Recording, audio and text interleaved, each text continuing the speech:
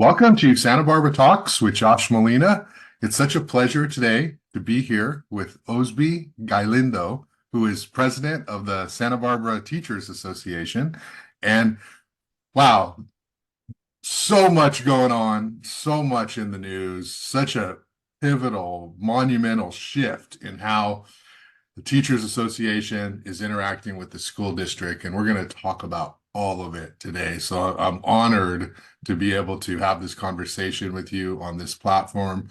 Hozby, how are you doing today? I'm doing well, to be honest with you. And, thank you so much for the opportunity to come here and speak on behalf of the Teachers Association and all our members. They need a voice out there, and any opportunity that we have, we're very appreciative. So thank you, Josh. Yeah, thank you. So let's dive right in. I've written several stories about what's happening at SBTA. We know that Kelly Fozzie has covered this really well for the Independent as well. There's so much media coverage on this, and so let's just hear it straight from you. There's a contract dispute between the Teachers Association and Santa Barbara Unified. Recently, an impasse was declared. So where are we at? Talk to me about what's going on in this moment. Well, I think we're really far apart right now. The district and SBTA, we're really far apart on several things. Primarily being salary compensation. That's one area that we're really far apart. We've gone into impasse over several things, or we've gone into impasse still not. We haven't reached any agreements on salary. Some special ed language that we proposed, some early education language we proposed, also psychologist language that we proposed. So we've gone into impasse with several things on the plate right now. And most of everything that we do, I know that it's for teachers, right? It benefits teachers, but definitely also benefits students. So some of the issues that we've taken into impasse, for instance, even special ed, we're just trying to make sure that legally that we are providing all the legal rights that students are afforded. But special ed teachers need some extra time to do that. So we're pushing for things that will help the district, help the students, and obviously help our special educators. Same thing for psychologists. Right now, if you look at the district's webpage, you're going to find out that there are psychology positions that have not been filled. So we want to make sure that we can attract all those psychologists to come here and help our students and do the job that needs to be done, again, so that all legal requirements are met for the students. And same thing for early education. They are required to hold meetings prior to the start of the school year.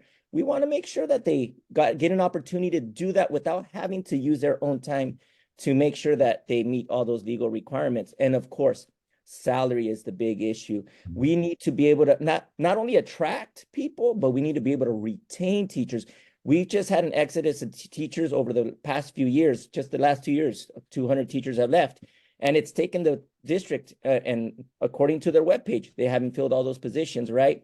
So we want to make sure that we can retain and attract teachers here because teachers are struggling. So we've gone into the impasse process now, and we've been doing everything that we can to be able to resolve this, but now we need some assistance. Wow. Okay, so at impasse, a mediator comes in, I guess, and tries to work with you two to find two sides and find a common ground. Is that what an impasse at this stage means? At this stage, yes. So they go out to PERB and they get, we've already filed, PERB knows that we definitely need a mediator to come out and help us with our situation. So that's the first stage. And that could take, we have proposed to keep the last bargaining date that we had scheduled for February 23rd as a potential day that we can meet with the mediator. But at the end of the day, it comes down to the mediators, their schedule and what they could do. So it could be sooner, maybe a bit later. But this process can take, at minimum a month. And after that, if that doesn't resolve the issues, if we can't come to an agreement together, then we go to fact finding where they bring in somebody else to try to really go through all the facts. The facts as they're going to present them and the facts as we present our facts. And we've been very transparent with the community as where we see that, or how we see that the district has to reprioritize the way to spend. in order to be able to serve students and make sure that they can retain all the qualified teachers that we have now and attract for anybody. If we have any more, if we have people that leave again, we need to make sure that we can attract to this district as well. Okay. So let's take a step back. We know where we're at now. Let's take a step back in terms of how did we get here? I've been covering the school district and focused a lot on the changes since the new superintendent, Hilda Maldonado, came in. And we've seen this wholesale transformation of the cabinet, people leaving, resigning, people who have great jobs and taking jobs elsewhere. And some other people, everyone has their own story as to why they left. There was that survey that came out a few years ago of the district, the teachers, and the previous Santa Barbara Teacher Association was involved with that. This is like a new level of activism, of outrage, of public sort of sentiment against the district. Hozby, how did we get here? Like, talk to me about how we got to this moment, because it's not good between the two sides. Well, look, SBT had struck a 3-year deal almost 3 years ago now. And at the time, the financial landscape was very different than what it is right now, right? So we definitely, when we looked at financials back then, we thought that the deal was good at the time. Of course, COVID hit, inflation hit, all these things that just, the housing market just exploded, right? Where everything became just so more expensive for everybody. And there was an opportunity last spring for the district to actually show up for its students and teachers. Last spring, the district asked to have the right to, they didn't want to bargain. They played games with us, when we were at the last cycle of negotiations. They played games with us. Yes, we'll open negotiations, salary negotiations, compensation with you again. You know what? Never mind. And then they'd come back. You know what? We will. You know what? Never mind.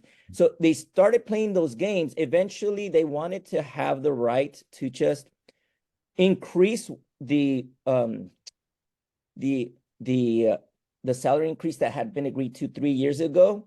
And they had this amazing opportunity to do right by teachers and by students by actually doing what other districts, neighboring districts did. Other neighboring districts actually noticed that, the cost of living had gone up, 8%. And so what other districts did without those unions coming to the district to ask for, more compensation, some districts just did it on their own. They offered, look, we're gonna, whatever we had to, if we had 2%, we're gonna bring it up and make sure that you at least get that cost of living adjustment that you deserve.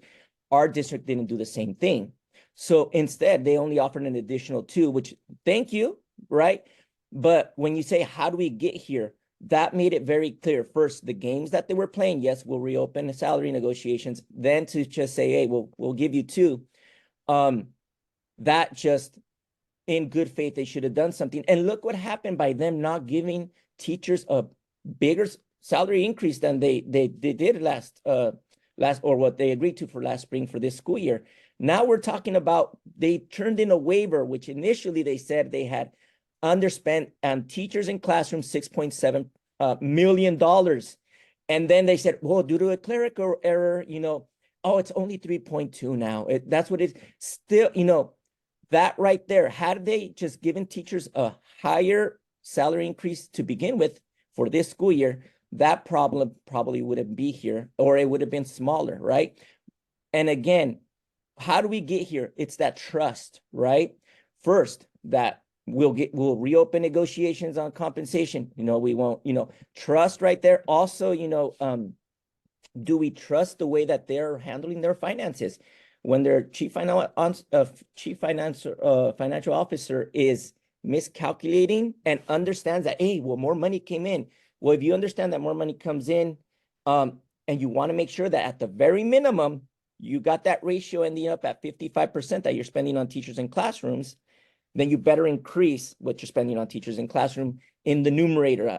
They're talking about the overall. Well, let's also talk about the overall for teachers. But even so, we shouldn't be shooting for the minimum. 55, we should be shooting even higher than the 55%. So that's some of the things. And really, we came out in force last spring in March and in May. Teachers came out to demonstrate so that we would get that additional 2%. So the district really should have started preparing for these negotiations since then, because it should have given them an indication that teachers are no longer going to put up. You can only keep people down as, until they decide to fight back. And right now, this is what teachers are doing. They're finally voicing their opinion. They're telling their own story so that people understand how important it is for the district to do better. Yeah. Wow, really well said. So much information there. I have to ask you this question, Hozby, and you can answer it however way you want. We are on a podcast, so people are watching. I covered Hilda Maldonado, and I have to say, and I've told Superintendent Maldonado this, so this is not a surprise. I know she'll watch this. There's so much negativity directed at her from former employees, from teachers, and it's one of those things like, there's always, everybody has detractors, right? We could find people about ourselves like, oh, that person, but it's like a lot with her, and it's almost like universal in terms of the people who talk to me. I've never had anyone who's like, let me tell you the real, her kind of thing. And I've talked to her, and we've had pleasant conversations. But how much of this do you think has to do with the leadership of the district? Is this just they don't have enough money and it's just playing out in real time, or is there a culture or an attitude that stems from Superintendent Maldonado in terms of how they deal with you? Well, I think the fact that so many cabinet members left, that speaks for itself of the leadership that's happening there. Obviously they didn't see eye to eye, and people felt that they needed to go. And with all this, all this transition that's going on at the district office, I think it affects what's going on, right? When we had all these people that were here for years and they were part of the community, I'm sure that they understood, very well how the budget works, how, what categories you got to spend what money for what. And I think when you have this big transition, we see a difference. Like, I'm going to be dealing with the grievance soon, where it just makes it very obvious that cabinet members don't know. Some cabinet members don't know what funds are used for paying what, right? So, and again, when Kim Hernandez, makes a clerical order, and even after correcting, they're still $3.2 million off. When I'm going to deal with the grievance where cabinet members aren't sure where money should be coming from, I think that the fact that we have so many new people come in, it's affecting the way the entire district runs. And, and I'm talking about one very big one and another small one here, instances that we're seeing that people don't understand the budget within cabinet and at the district level. How many more things are happening that we don't know about yet? Yeah. But just to give you another idea, just recently we asked for more information. There's an AB 119 list that unions are allowed to ask the district for. It basically tells us, how many non-management certificated people we have here in the district. And when we saw that number was 856, and that report came in September when we asked, we're going to get a new one come February. But when we looked at that particular document and we compared it to the scattergram, which basically the scattergram explains how many full-time employees we have at each step of the salary schedule. Mm-hmm. And when we saw that there was a discrepancy, right? that at the AB 119 list, we have 856 employees, or sorry, non-management certificated positions, but the scattergram says that they're paying for 910 employees. We're like, wait, what's going on here, right? So what that tells us is, and what we figured out, and the answer that came from the district is that those 856 actual people that are employed here are doing the job of 910 employees. So that means that the people that we have currently right now, they have to take on extra, whether it's an additional 20% caseload or an additional 1/3 caseload, to make sure that we meet the students' need. This definitely is not sustainable. And that's what we're trying to tell the district. You got to have something that attracts people, because you will burn out teachers. And again, I know that there's young teachers that are taking on these roles where they're taking on an extra class. We don't want to burn them out and make them leave too. So there's a lot of things that are happening that definitely we want the district to see and acknowledge and do better, so that we do what's best for students and for teachers. Okay.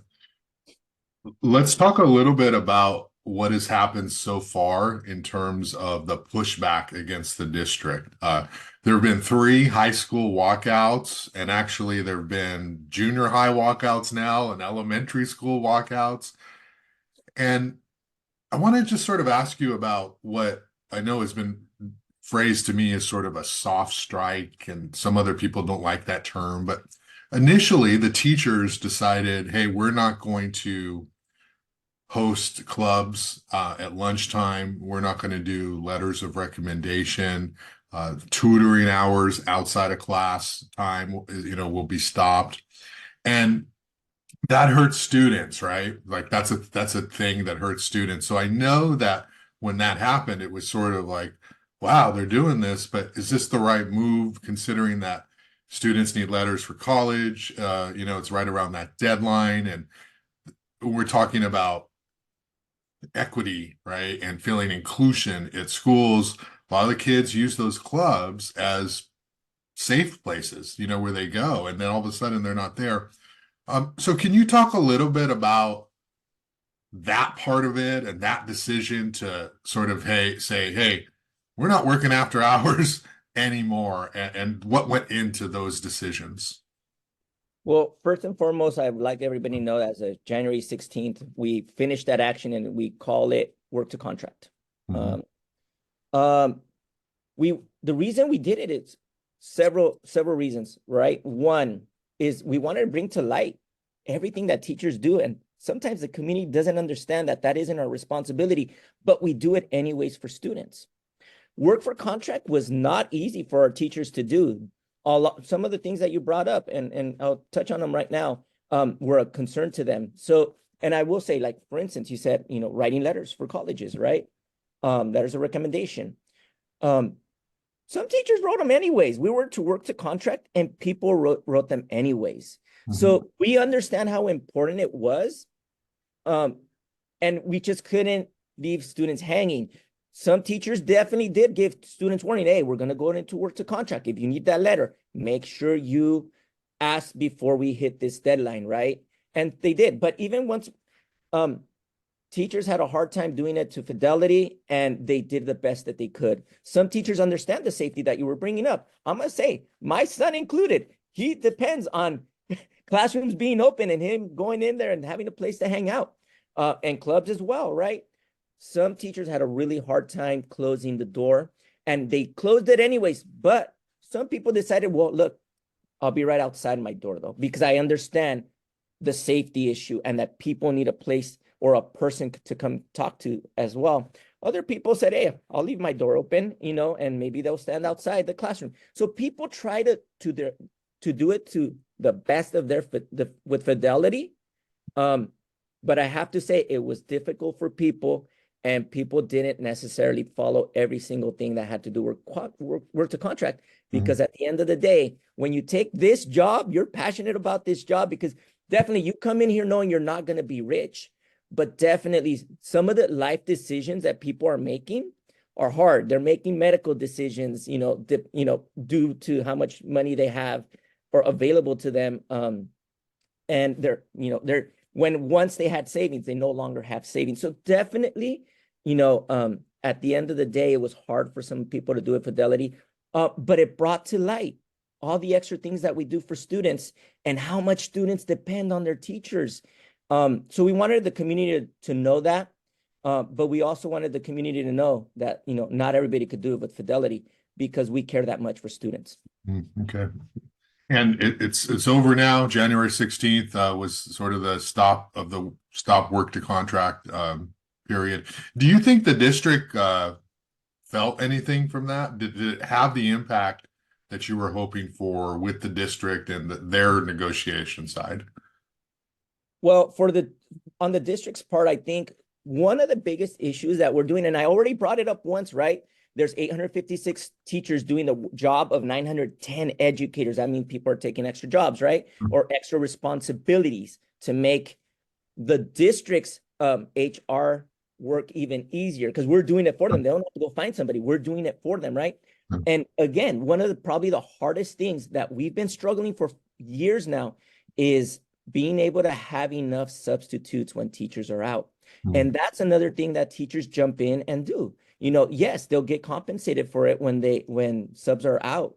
But that's probably one place that hurt the district the most, is not being able to always rely on a teacher to come and do that job for them. Again, it's a job that we're doing for them because they don't have to go and find subs or attract subs so that this problem doesn't exist. So in that sense, definitely. And I'm sure what really probably has made a major impact is parents saw that what teachers are doing for their children.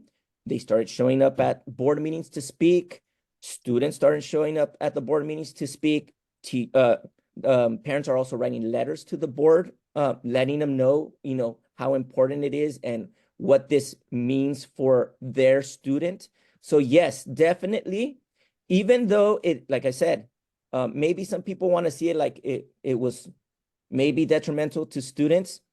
These are jobs that teachers go above and beyond the contract to do for the benefit of students. And we've gained ground thanks to the support of parents in the community. So even though, some people might think that, well, you're not doing things that you used to do even though they were for free, the community still came out, showed support for us. And that's why we're making or gaining so much ground nowadays. Yeah, it definitely made people pay attention, and it was a significant move for sure.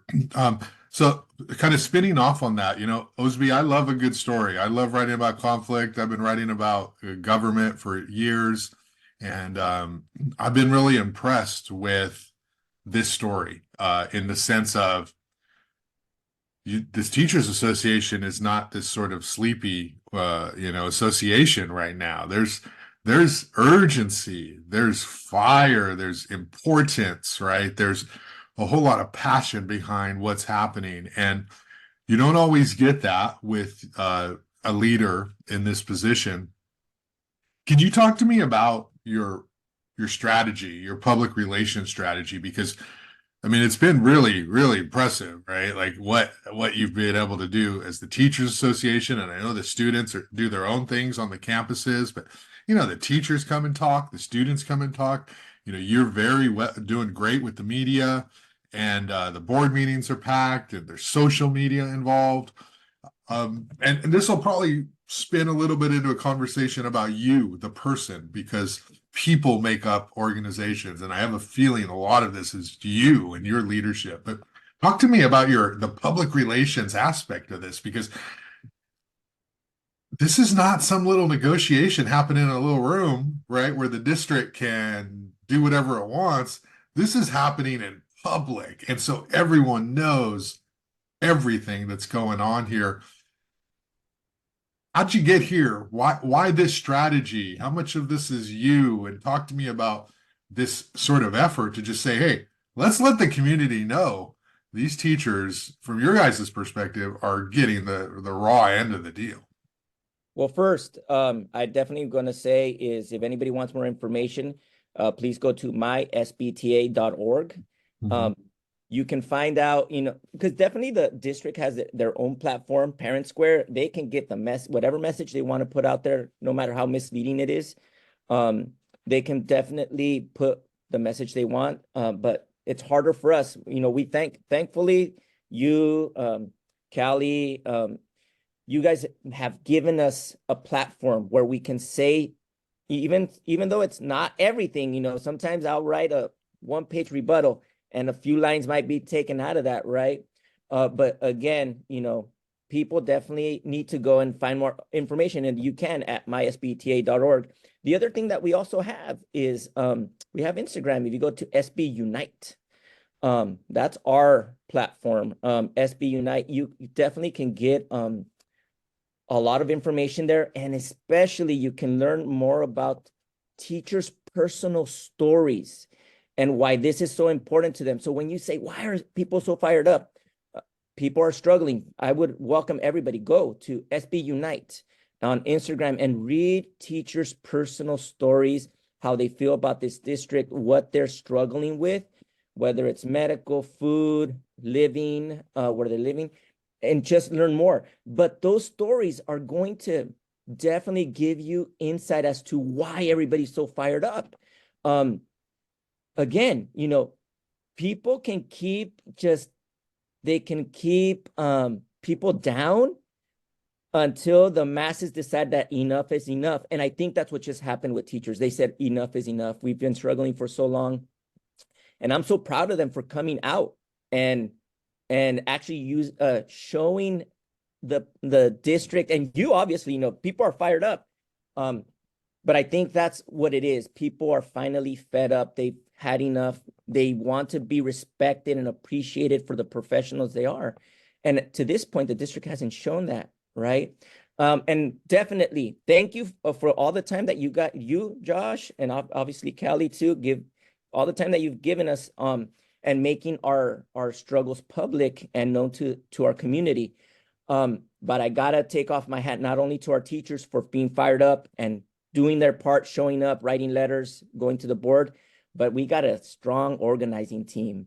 Our organizing team is amazing. They're the ones who are handling our, Instagram accounts. Our organizing team. They're the ones that are coming up with the ideas and what actions we're going to take. So that's a huge difference that this organization has now as well. We have a great bargaining team. The bargaining team is coming in strong and making sure that, they're not being pushed over by the district and the proposals that they're doing.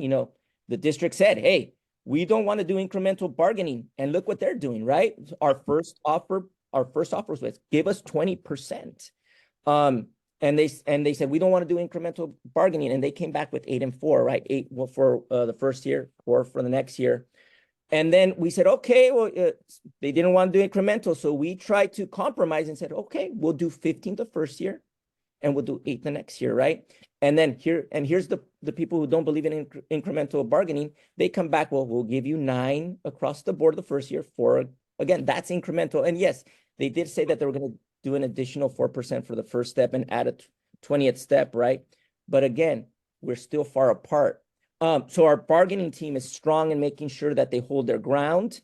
Our executive board, making sure that we're going through and supporting all of our branches and making sure that they have anything that need and support for whatever decisions that need to be made. So we have a amazing first staff.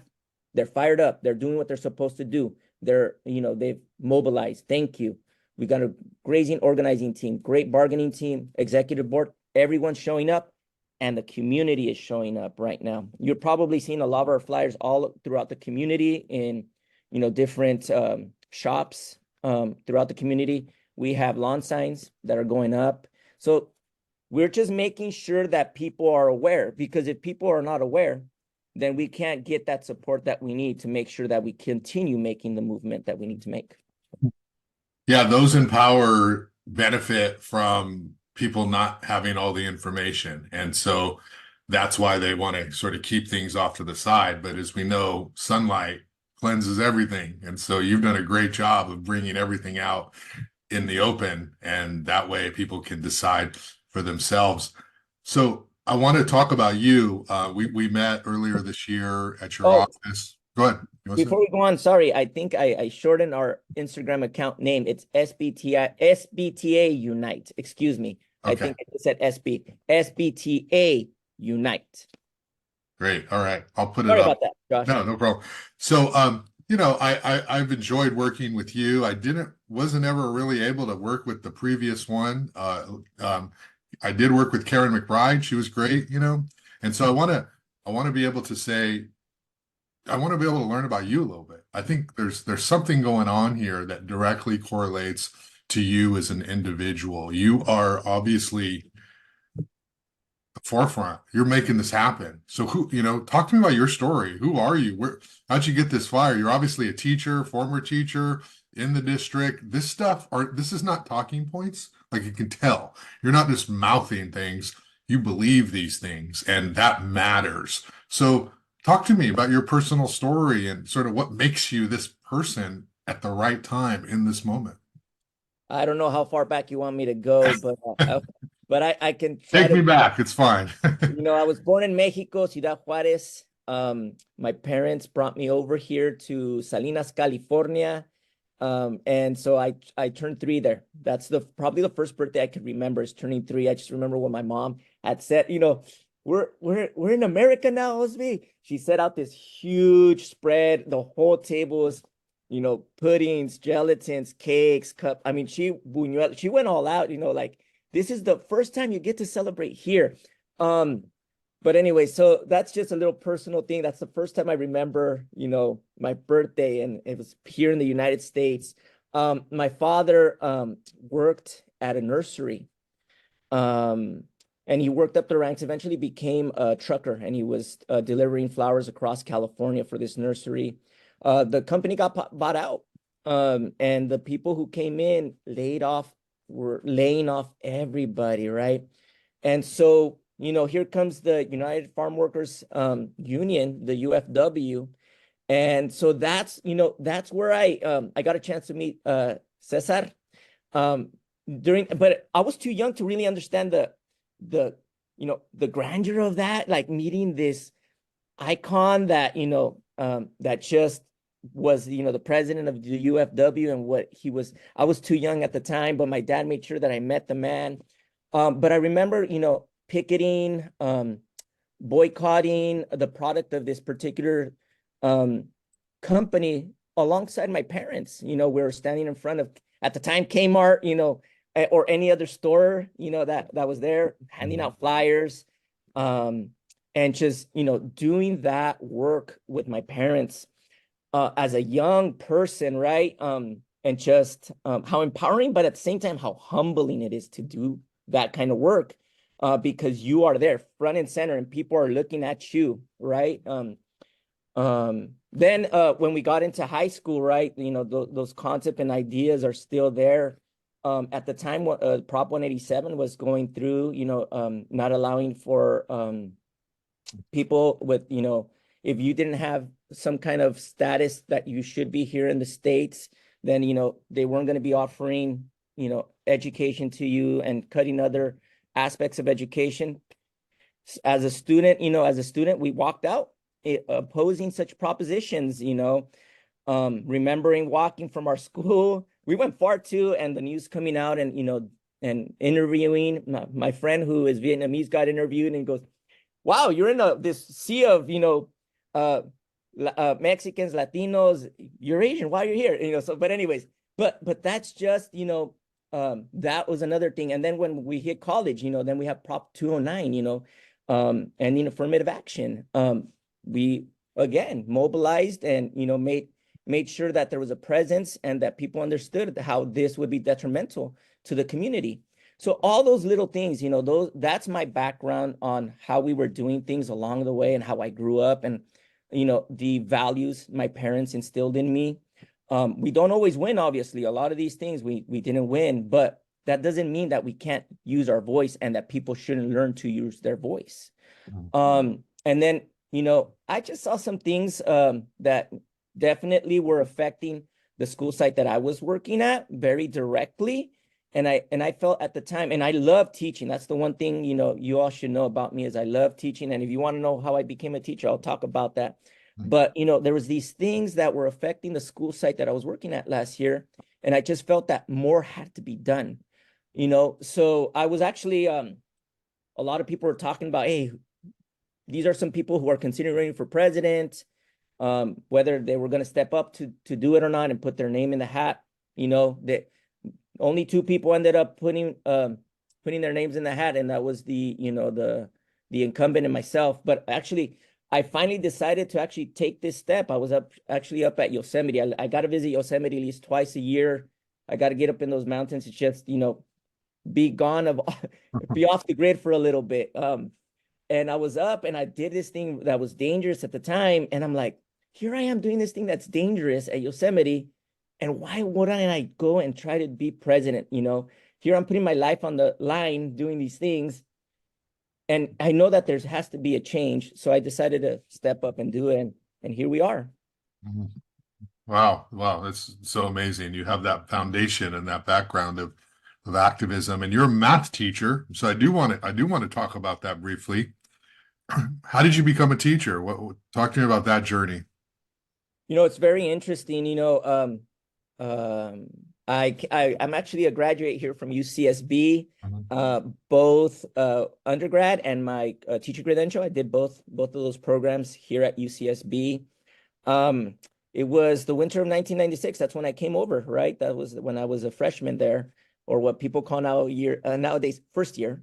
I was the first year at UCSB, and I had gone out. I went back during winter break to visit my family. I used the facilities, my high school facilities there. I was, just running around and kicking the ball into the goals that had left there. It's winter break. I wasn't expecting to find anybody, but one of my teachers came out, and I decided to go. I was done working out. I was walking towards my car. He was walking towards his car, and I decided, hey, I'm gonna go say hi.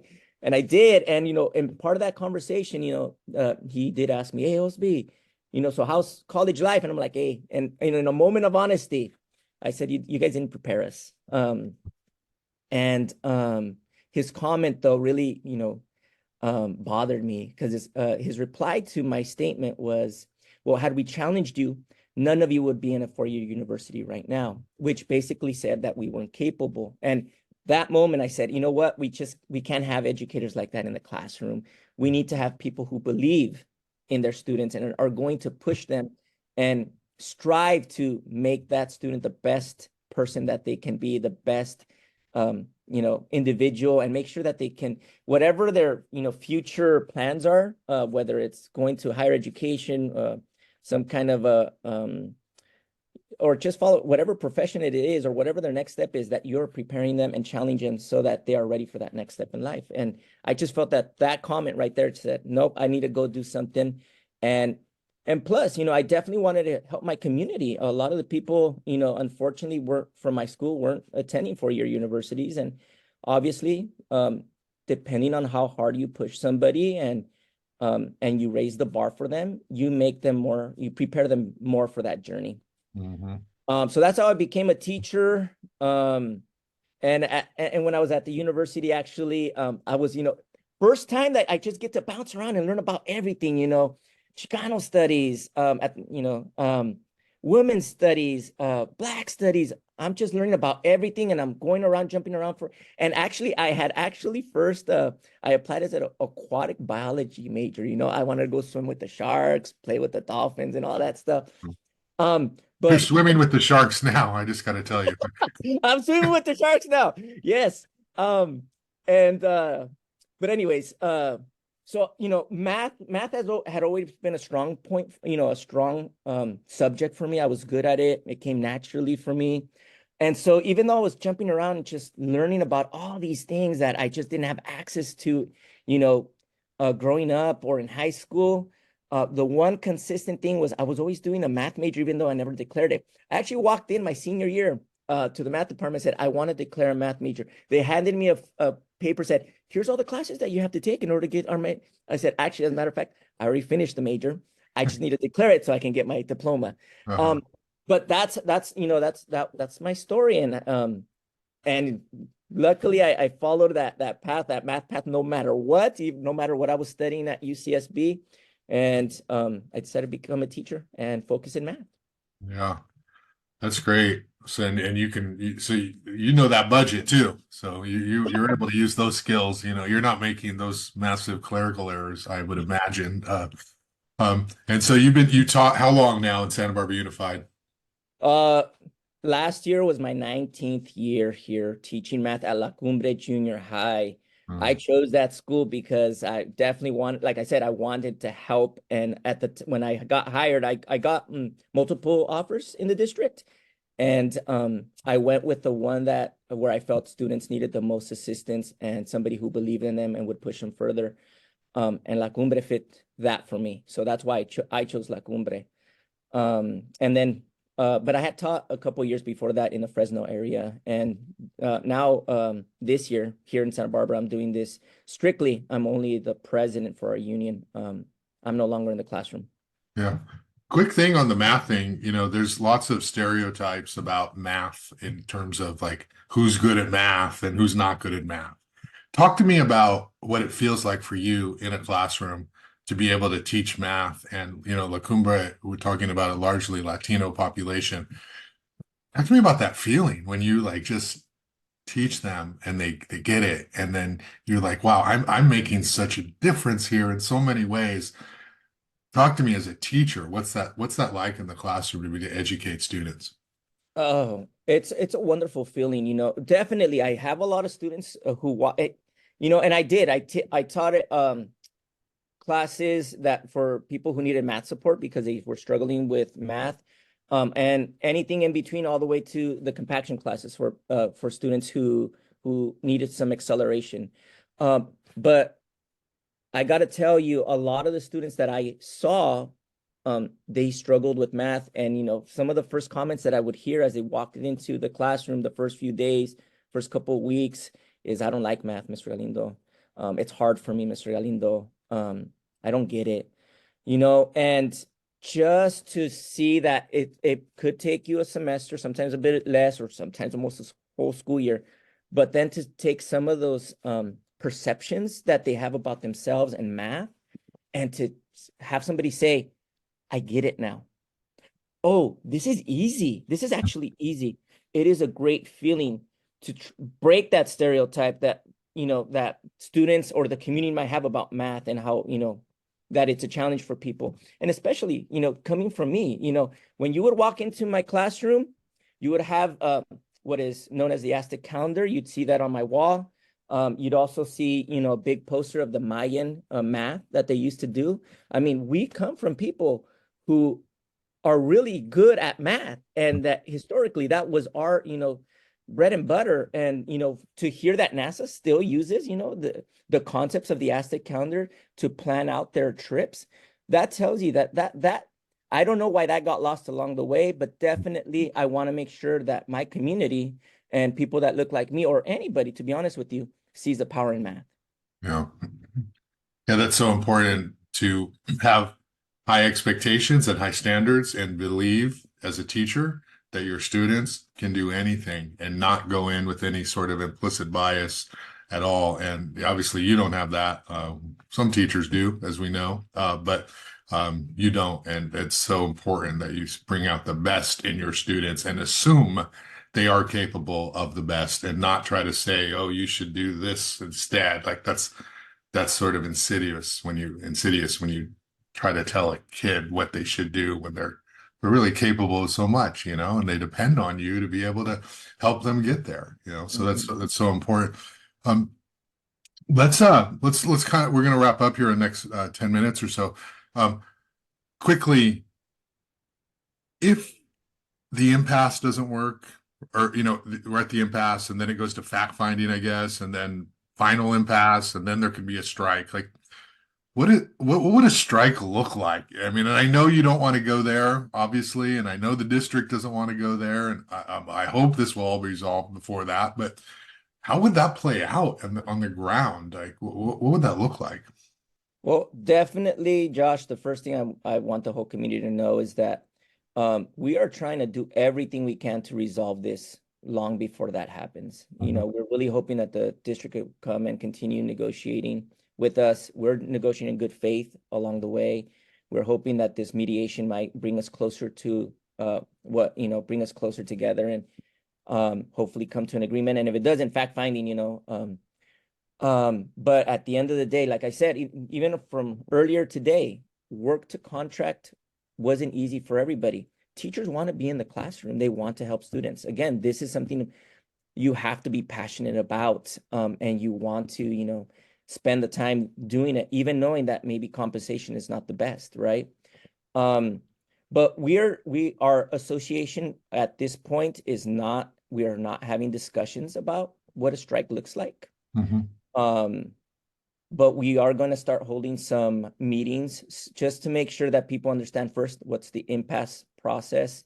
That's our first thing, is just making sure people understand the impasse process. But again, we have, as an association, because we together have not sat down to talk about what that looks like yet. I really couldn't give you the clearest picture at this moment. Right. And so the goal obviously is to figure it out, resolve it, have the district come together. Let me ask the question this way. What is your optimism level at this point in negotiations? Because as a reporter, it feels like they think there's nothing more that they can do. And it's like you're the ones who have to understand that there's no more money. And the SPTA, it feels that way. And of course, that's their strategy, of course. But what is your level of optimism in resolving this soon? Yeah, like I said, we really do hope that this impasse process is going to bring us to a place where we can keep teachers in the classroom and make sure that students are learning. I mean, that's really what we're looking for. We're definitely, that is our goal. We want to be able to settle this during this, impasse process, whether it goes all the way to fact finding, and if the fact finder then makes us a recommendation to the district, because that's what a fact finder will do after they've heard from both sides. They'll make a recommendation, and we hope that the district, if the fact finder comes and says, hey, this is what you guys can do, we're hoping that the board, because the board must approve, that they will take that recommendation. And of course, if both sides are still not agreeing, even with that recommendation that's made with the facilitator, I think our association, we'll have to have a discussion about how to proceed from that point on. Optimism. Again, there has to be trust on both sides. I think, and that's right now what's really probably holding us back right now. And we talk about level of optimism again, going back to last year. Yes, we'll reopen negotiations on salary. No, we won't. Yes, we will. No, we won't.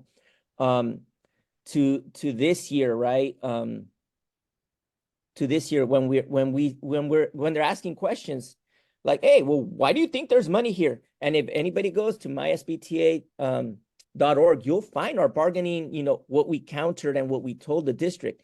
We're saying, hey, you're spending too much on services and operating expenses, right?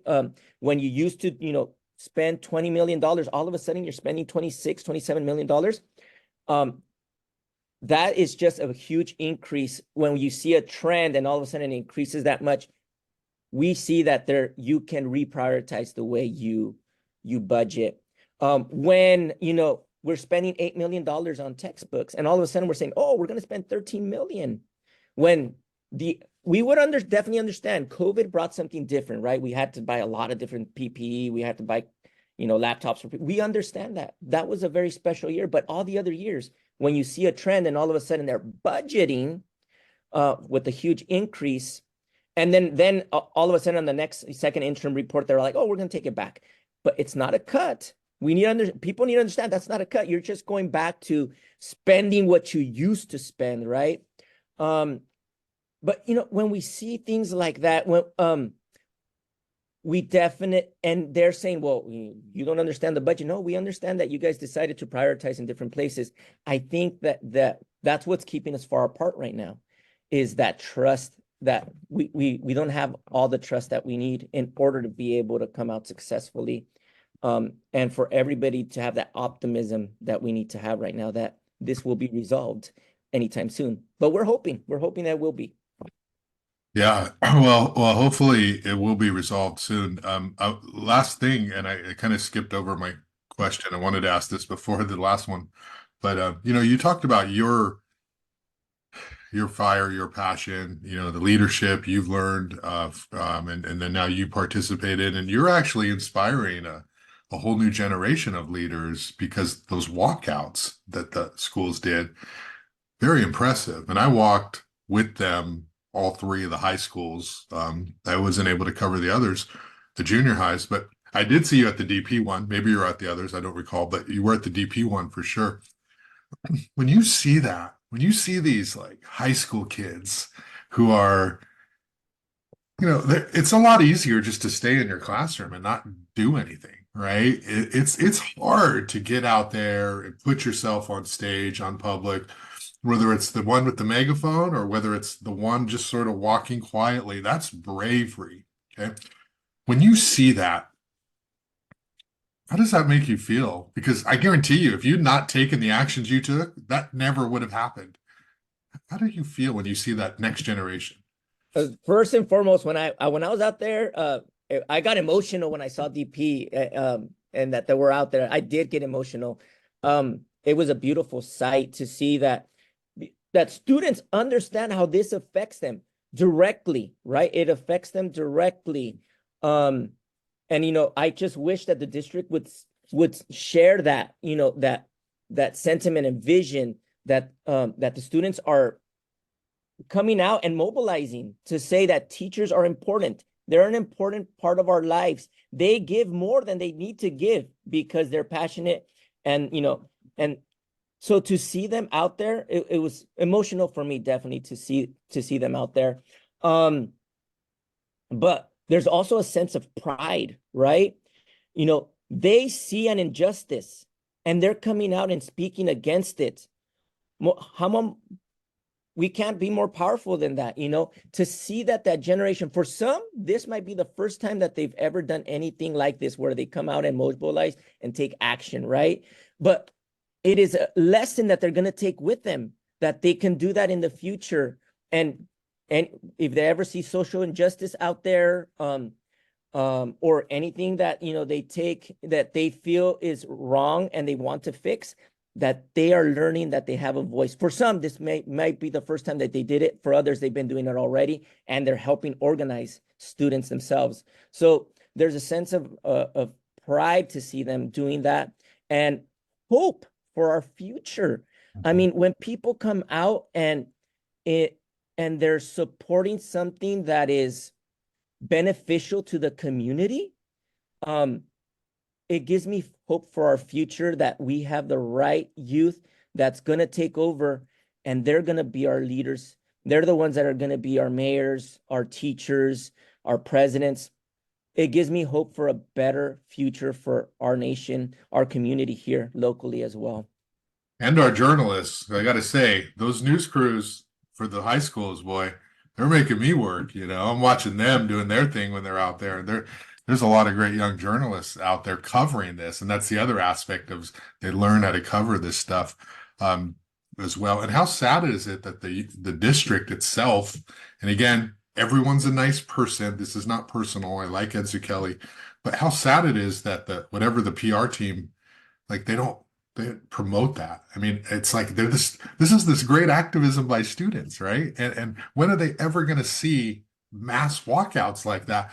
And I know it's hard because they're criticizing the district, but at the end of the day, education's about planting the seeds in people to be empowered and to have access to information and learn and grow. And I feel like they should be able to separate, like, we're at this dispute, but here's what students feel, and get that message out. And that goes to what your point is: trust, right? Trust.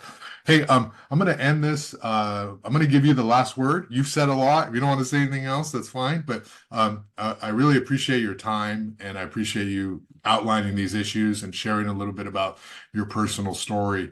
What do you want to say? Last word: students, teachers, the district, anyone watching. Send us out with your thoughts.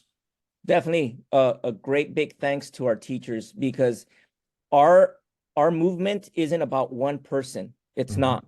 without the support of all the teachers and all the teachers speaking up, we would not be where we're at right now.